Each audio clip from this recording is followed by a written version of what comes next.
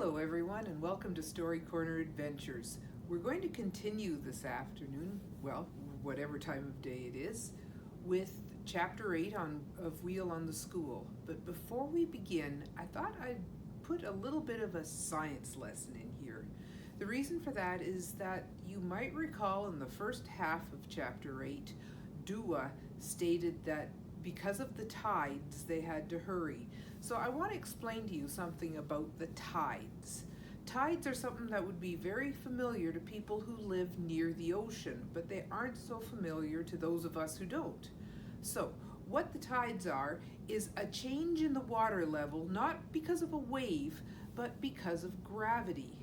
Now, when we think of gravity, we usually just think of the Earth's gravity, that which causes things to fall, that which gives us all weight. But the actual fact is anything with mass has gravity. Gravity is a force that attracts anything with mass to anything else with mass.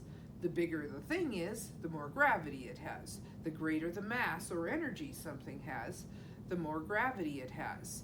And the more you feel, the closer you are to something, the more you feel it. So we're very close to the Earth. The Earth is very big. We feel the Earth's gravity very strongly.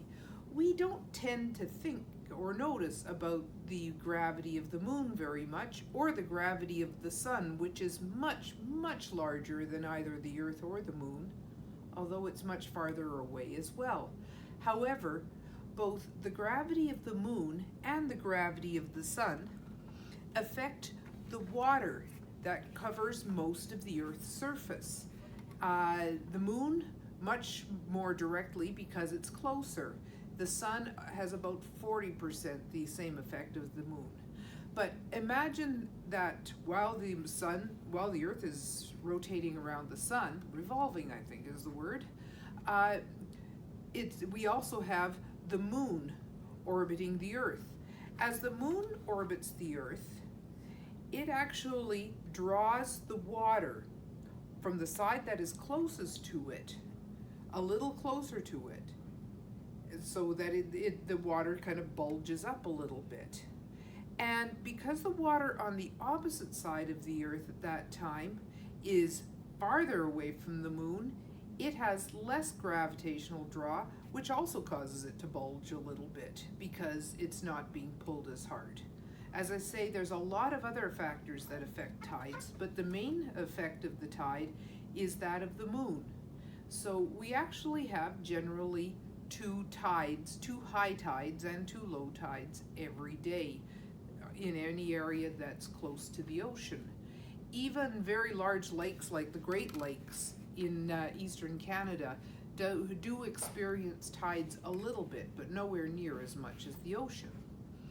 So tides come in and come out in a fairly predictable manner, and if you're living close to the ocean, your water level will rise high and low fairly significantly. In parts of the world, it rises in a dramatic enough fashion that you can even create hydroelectric power using turbines that use that rush of the tide coming in and going out. I believe the Bay of Fundy is one place where this happens. Okay, we're going to return to our story now. You'll recall that after Lena climbed onto the boat, she discovered a very large square hole that had been cut into the boat, and when she stuck her head in, she discovered that there was indeed a wagon wheel inside the boat.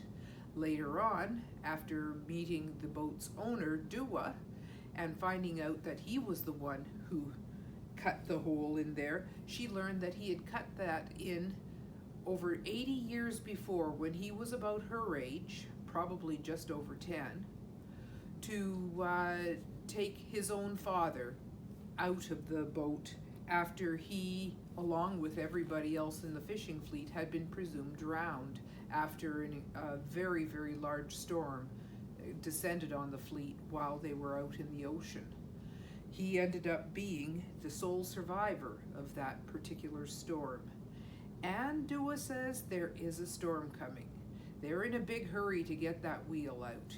And you might recall there were 3 reasons Dua said that they had to hurry. First of all, they had to hurry because they only had a matter of minutes because the tide was coming in, a matter of hours because there was going to be a storm hitting that night, and they couldn't have any more days because the next day was Sunday, and working on a Sunday was not a good idea. Okay, Dua has gone to fix Lena's shoe, and Lena has gone to the school to try and get some help because Dua has told them that they will need help to get the very heavy waterlogged wheel out that hole. Let's find out what happens. There was no one in the school. The teacher was gone. The door of the school stood wide open, but there was no one. Lena rushed into the classroom and stood, puzzled, in the empty room. But the teacher had said he'd be at school all day. Maybe she'd better ring the bell to make them all come. Lena darted to the portal where the bell rope hung. There was no bell rope. Lena stared bewilderedly around her. Then, with a helpless shrug, she dashed out of the portal and back to the village and old Dua. The whole village seemed deserted. The street lay empty. Even Grandmother Sybil III wasn't sitting on her stoop. Lena rushed on, looking everywhere. She came to a dead stop in the middle of the street. The gate to Janis's high-fenced backyard stood wide open. It was startling. It had never happened before. For a split second, Lena considered dashing in there. Oh, but that was silly. Janis had no legs. He'd be useless. In desperation, Lena ran right past Dua's house to the dike to see it, if from the high dike she could find any of the boys or the teacher somewhere in the level, flat fields. There was nothing in all the fields except the stooping figures of farm workers. Lena turned to look at the faraway upturned boat.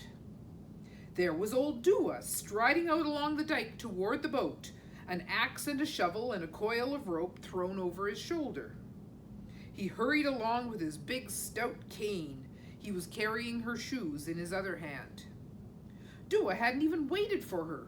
On silent, stockinged feet, Lena ran after him, along the top of the dike. From a distance, Jana, the wife of Janis, coming home with her yoke and empty bread baskets, saw old Dua rushing along the dike with a saw and shovel. Jana was far out along the road. She'd been peddling bread in the outlying farms between Shora and Ness. Now there came Lena, running hard after the old man. Jana set her baskets down in the middle of the road, rested her yoke, and stood and stared. Old Dua plunged down the seaside of the dike and disappeared from Jana's view. A distance behind him, Lena too ran down the dike and disappeared. Jana, in a confused way, stooped to pick up a few smooth stones from the gravel road and started to drop them in a basket. Suddenly she grabbed up her yoke and baskets and took off for Shora as fast as she could. Her billowing skirts fluttered. Lena at last caught up with Dua as he was nearing the old boat. "Oh, you can walk," she panted. "I couldn't catch up, and I couldn't find anybody in Shora. Everybody's gone, even the teacher. Now what will we do?" "We'll do what we can, you and I. After that's done, we'll figure what to do next. No sense worrying ahead." But how will you get up on the boat?" "How did you get up?" Dua asked. "I climbed up by the anchor chain at the stern." "Then I'll have to climb up the anchor chain at the stern too." But you're almost you're 93. So I am, and that can't be helped. All I can do is try and climb."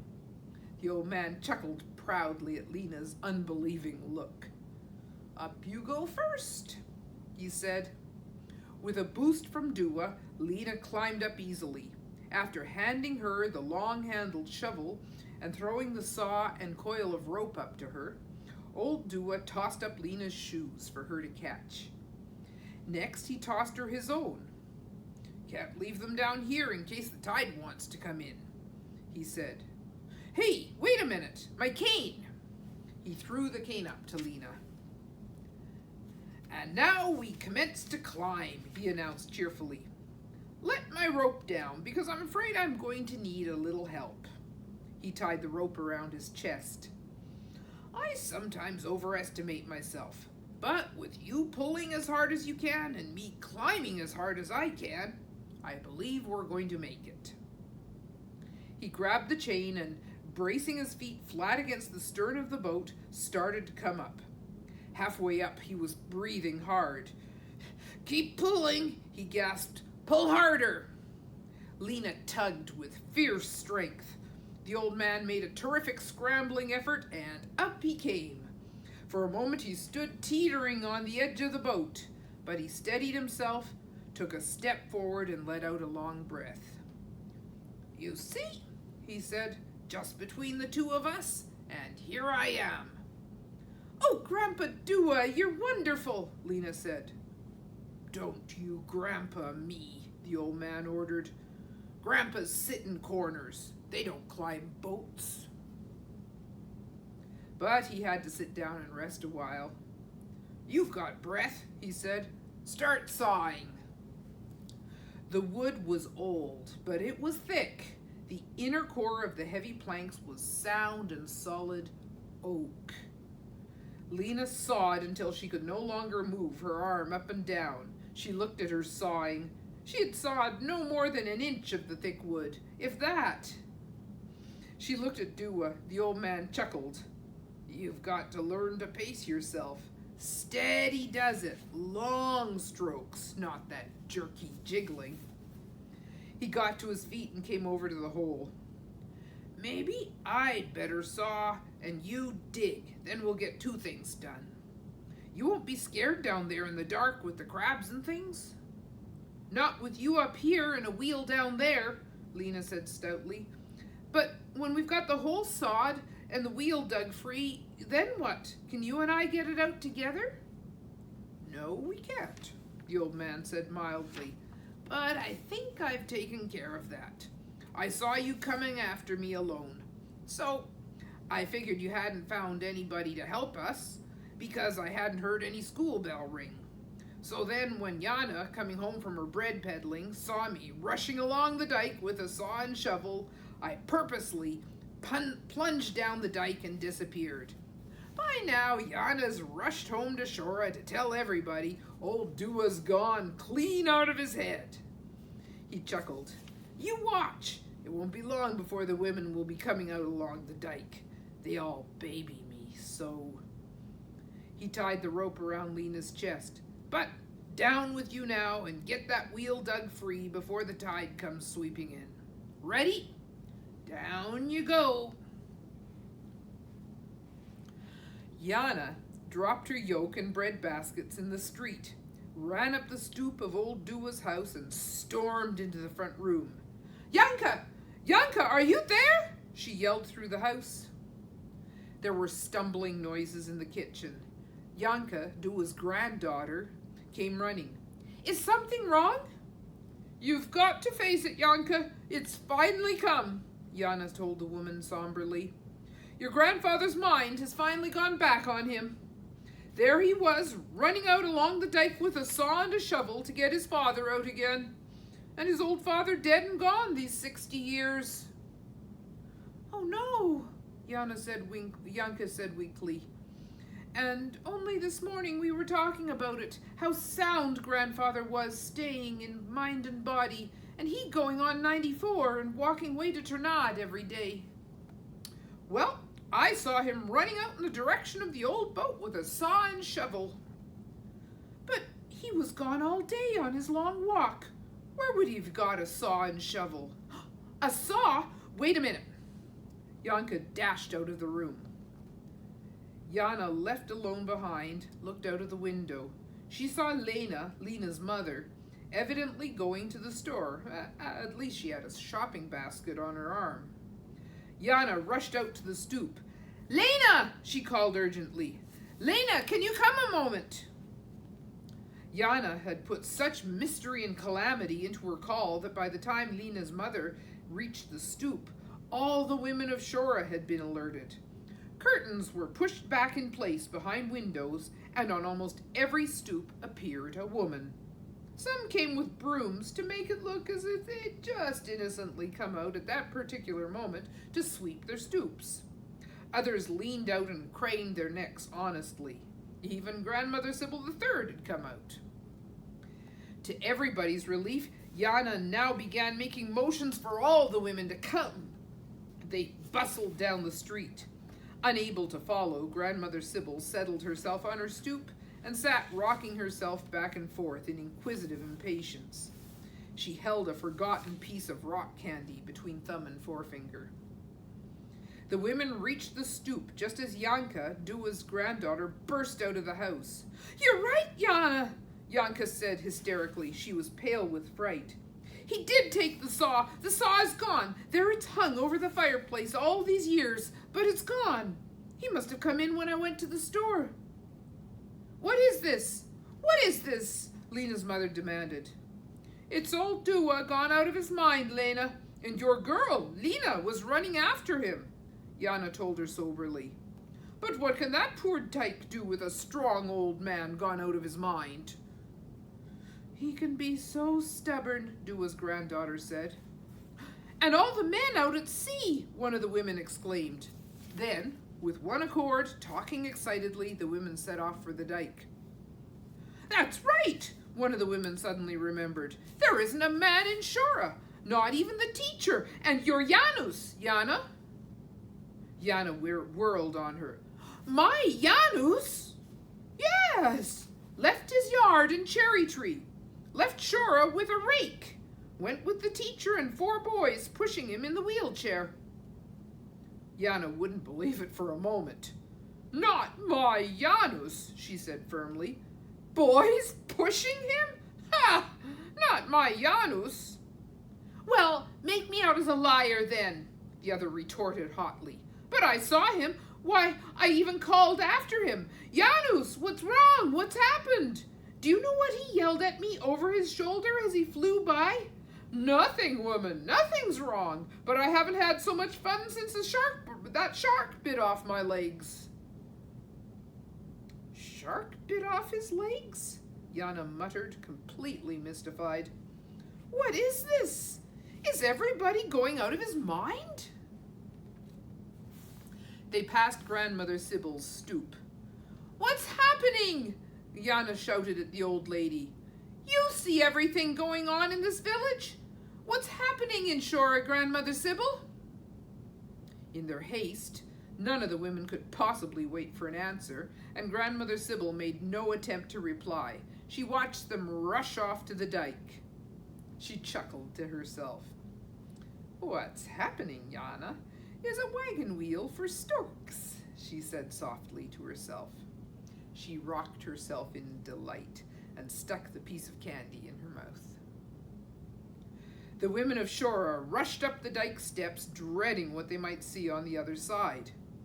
On top of the dike, the women stood in a row and stared into the distance where the old upturned boat loomed. On the boat, they could see the stooped figure of Dua. He was kneeling and was sawing with all his might. "But where's Lena?" Lena's mother demanded. The women searched the empty strand, but there was no girl anywhere in sight in all the dry distance of the sea bottom. "Oh no!" a woman suddenly exclaimed. She pointed.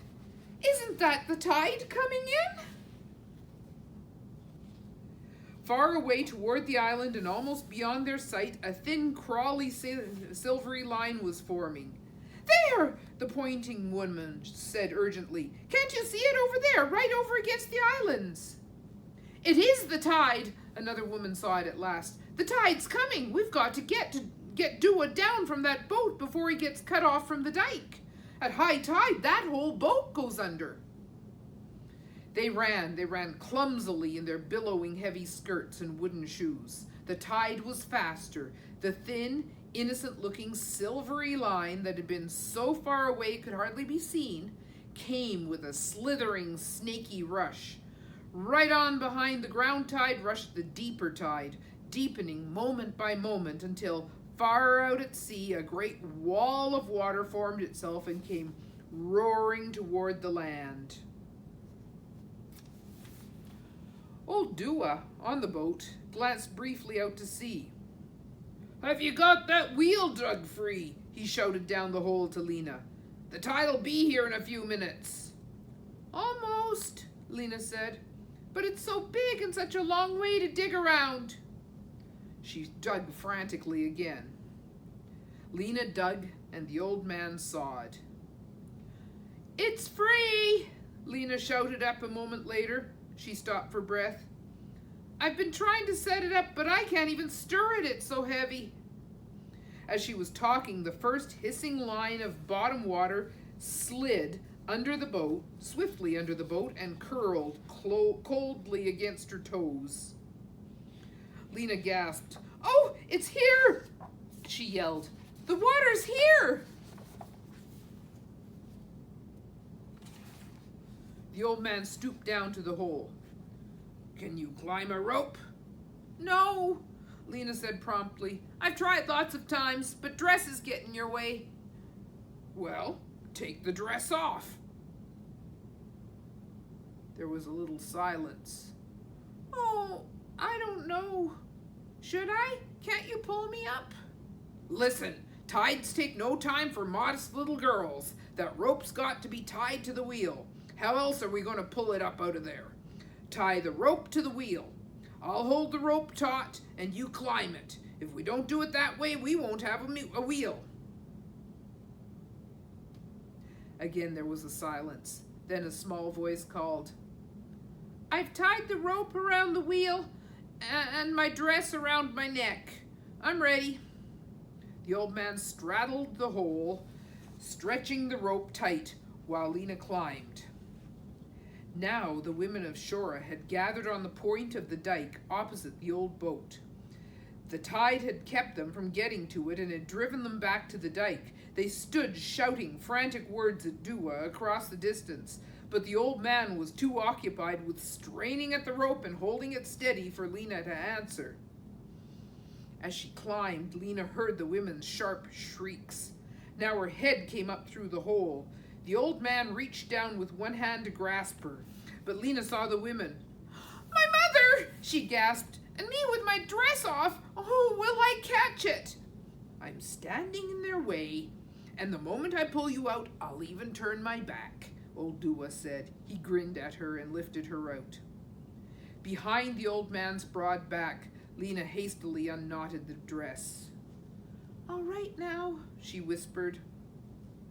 At the first sight of Lena, Lena's mother had rushed down the dike. She'd run into the water a little ways toward the boat. The rushing groundswell of the tide sent the water up over her knees. Knee-deep in water, she stood screaming, "Lena! Lena, come down! Come now, or it will be too late!" "Come down! Come down!" the chorus of women screamed desperately from the dike. Now Dua's granddaughter, Yanka, rushed down into the sea after Lena's mother. "Let yourself slide and run through the water, both of you!" she shrieked. "You can still do it!" "Get a farmer!" Dua shouted back at her. "Get a farmer to come with horse and wagon. That's all we need." He chuckled to himself when he saw the women on the dike turn and disappear over the crest of the dike to run to one of the farms around Shora. Only Lena and Yanka, the mother and the granddaughter, still hovered beneath the dike. They stood close together, clutching each other in order to stay on their feet. But bit by bit, the rising tide forced them back to the dike.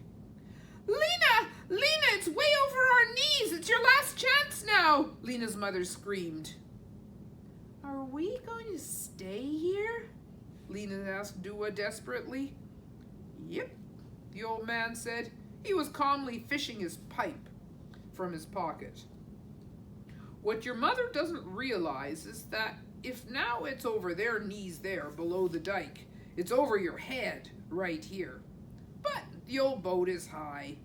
It'll be easily an hour before the tide goes over the boat, so you and I will stay here high and dry until help comes. That's why I sent them for a horse and wagon, not only to get us two off, but to get that waterlogged wheel to shore too. He chuckled as he filled his pipe and looked out to sea. Lena paced back and forth on the boat. Now, you'd better yell to your mother to get back on that dike before the real sweep of the tide knocks her off her feet. See, there it comes. The old man pointed to the great wall of water rushing toward them from out the deep, distant sea. He began lighting his pipe. Mother, get back! Get back! Lena called across the rushing water. It's coming! Hurry, run up on the dike! We're all right here! Her mother and Yanka plunged through the deepening water and scurried up the dike. But near the bottom of the dike, the two women whirled desperately. Once more, a scream came across to the boat as the wall of water came thundering. What will we do? Oh, what will we do? You'd better sit down here with me, Dua told Lena.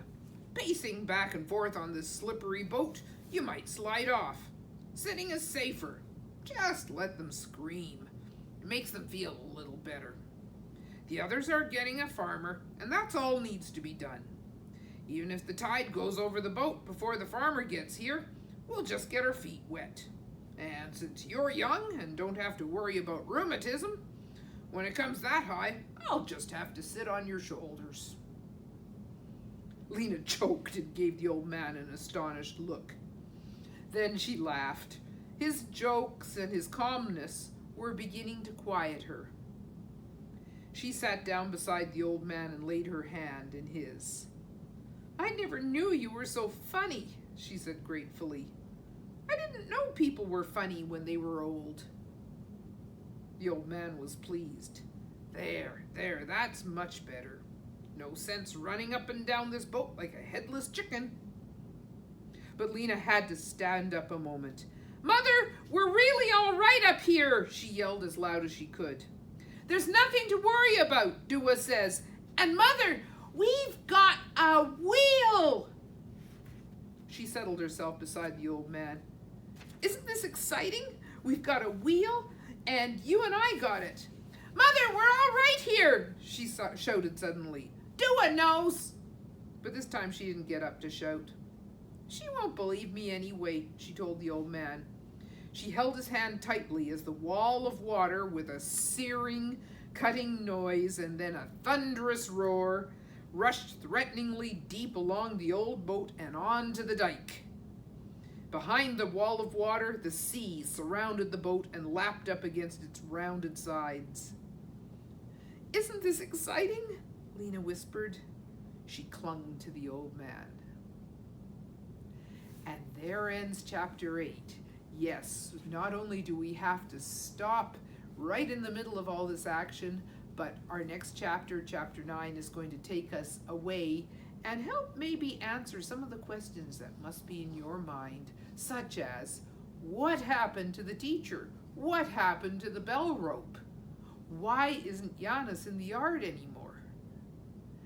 So, join us next time on Story Corner Adventures so that we can find out what happens in Chapter 9 of The Wheel on the School. Thanks for joining us, and see you again later. Bye-bye now.